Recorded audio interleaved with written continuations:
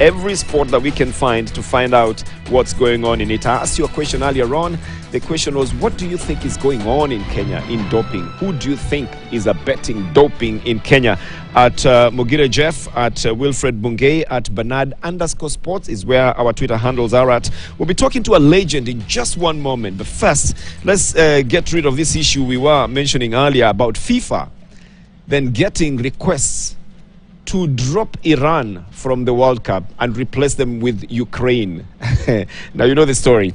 There's a lady who died in Iran, apparently killed by the Iranians, and they're thinking that they don't respect women. You have the story? Hamza Amini, yes, died in prison. In prison, yes, in the hands Iran. Of prison warders, yes. She was arrested, and she was Kurdish, wasn't she? Yes, she was arrested, and then because of not putting on her veil. And then after 2 days, she was taken to hospital. What the initial report was, the doctor said she died even before she got to the hospital.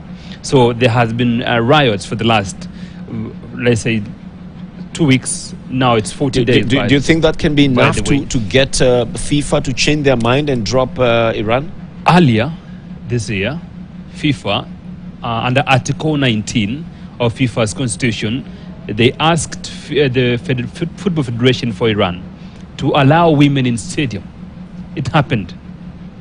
Probably this is showing you that FIFA is concerned about women and children. Okay. And they really might act on this because one thing, I think so, because one thing, they have acted on the women being denied right to attend. Well, that's in the stadium. That's in the stadium. But you know, now when it comes to competition and a team has qualified, it becomes a little bit difficult to replace them. With what they might discuss as an internal issue. It's difficult. And again, the other pressure is not Amini's alone, because she was buried today, and there were so many people at the border of Iraq and Iran. And you see, there's another issue of Iran supporting Russia war in Ukraine.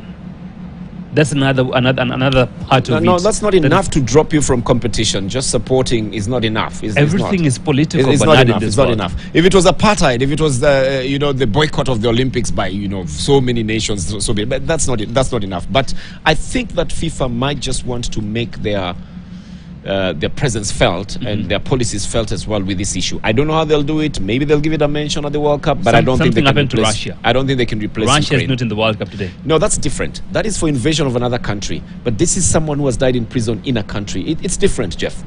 Invading another country is a big issue. Okay, but this other one is an internal issue. I think they might write a letter of protest. They might decide they are playing a match with the armbands, in recognition. But I don't think they can. That's my opinion. I don't think they can change that for Iran.